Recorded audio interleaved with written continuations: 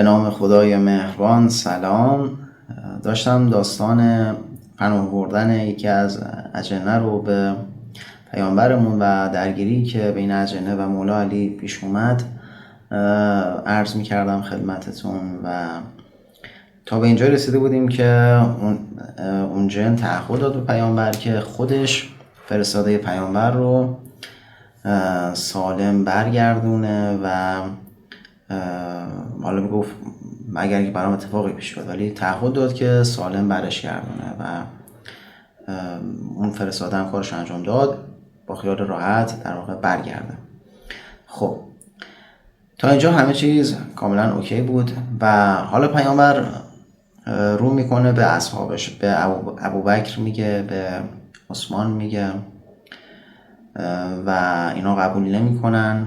و چرا؟ ببین علت چی بوده؟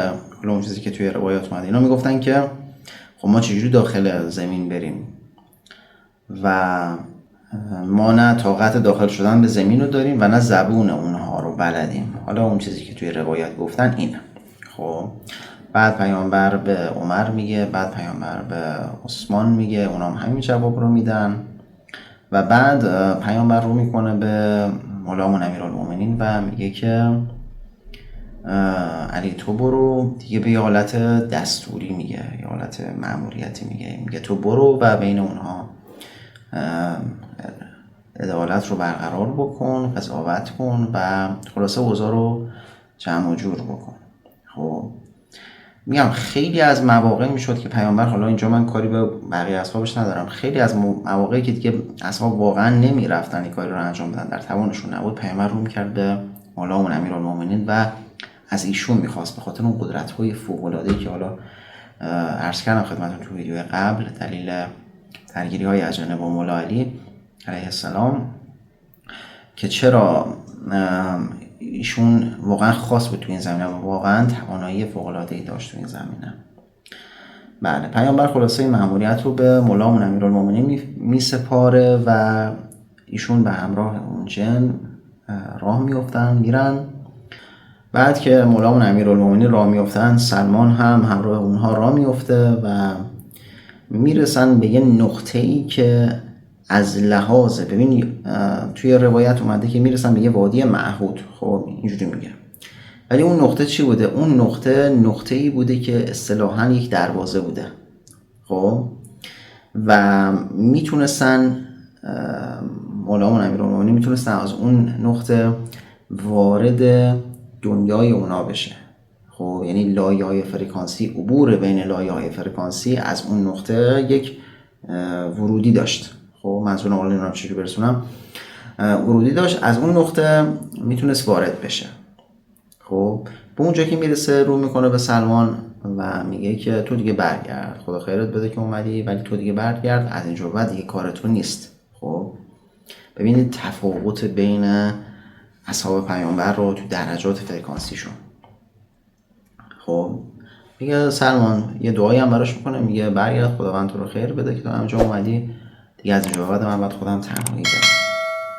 حالا سلمان اینجور که توی روایت گفتن میگه که من برگشتم، یعنی داشتم برگشتم، ولی یه جوری برگشتم پشتم هم میدیدم که داره چه اتفاقاتی میفته و دیدم که مولا علی علیه السلام گفت در زمین فرو رفت و سپس زمین به جای اول خودش بازگشت.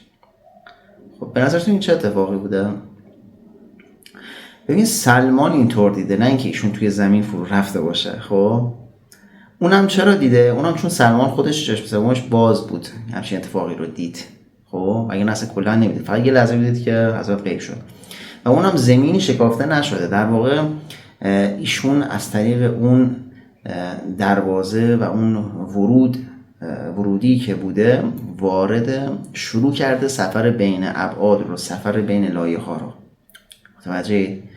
خواسته بره به مشکلات اون جن رسیدگی بکنه دیگه.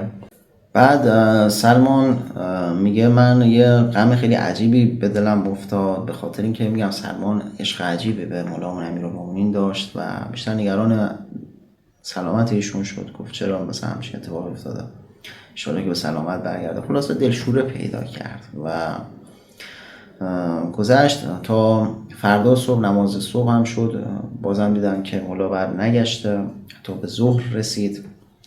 یه ده که حالا ایمانشون ضعیفتر بود که همیشه بودن و حسن و خواهند بود شروع کردن به پچ پچ که بله از جنه پیامبر رو فریب دادن، پسر عموش رو به کام مرگ فرستادن و دیگه از دست این ابوتراب هم راحت شدیم و به این شکل همچین حرفایی هم اینجور که تو روایت اومده گفته شده و خلاصه دیگه همه نگران شدن، فکر کردن دیگه اتفاقی برای مولا خدای نکرده افتاده. واقعا خداوند آقا صاحب زمان رو از دست این منافقین و دو چهره هایی که تو لباس مؤمنین هستن واقعا ایشون رو خدا حفظ کنه واقعا.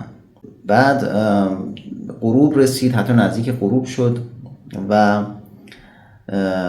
دیدن که مولا علی نزدیک کوه صفا هم این اتفاق افتاده بود. فکر میکنم از حجی برگشته بودن احتمالاً که نزدیک کوه صفا بود. آره اینجوری تو روایت اومده میگن که یک کوه شکافته شد و بازم میگم مردم اینجور دیدند کوه شکافته شد، کوهی شکافته نشد. دیدن که مولا علی همراه اطرافه اومدن، شمشیرشون در دستشونه و از شمشیرشون خون روی شمشیرشون بود، رد خون بود و پیامبر خیلی خوشحال شد و اومد سمت مولا امیرالمومنین. حضرت روایت هستش که پیشونی مولا رو بوسید و گفت چی شد که اینقدر طول کشید اوضاع و حضرت تعریف کرد، گفتش که مولا گفتش که من اول میون اونها رفتم، اونها رو به توحید و نبوت شما دعوت کردم، قبول نکردم. بعد ازشون خواستم که خب یه جزیه‌ای بدم، بالاخره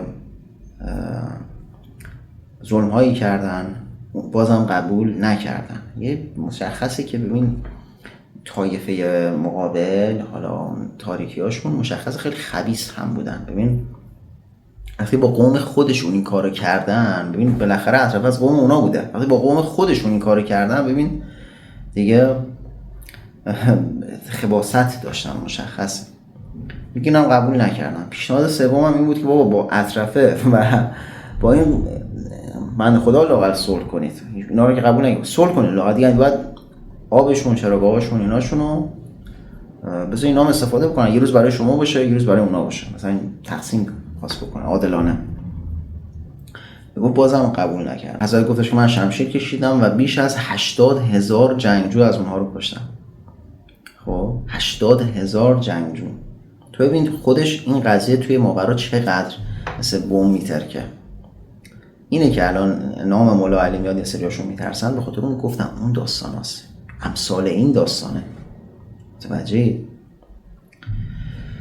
80,000 تا رو کشتن و وقتی که اونا دیدن که این قدرشون کشته شد، حضرت گفتش که یه سریاشون گفتن الامان الامان، به ما امان بدید. منم گفتم امانی نیست مگر اینکه به خداوند ایمان بیارید و یه سریاشون ایمان آوردن. و اینکه من تا به الان اصطلاحاً اومدم یه خورده دیر کردم از نظر شما، به خاطر این بود که من داشتم بین اونها صلح برقرار میکردم و اونها الان با هم در صلح و برادری هستن. و اطرافه هم که کنار حضرت واسطه بود از مولا و از حضرت تشکر کرد و برگشت. انشالله که در پناه خداوند نور و صفا باشید و فعلا خدا نگهدارتون باشه.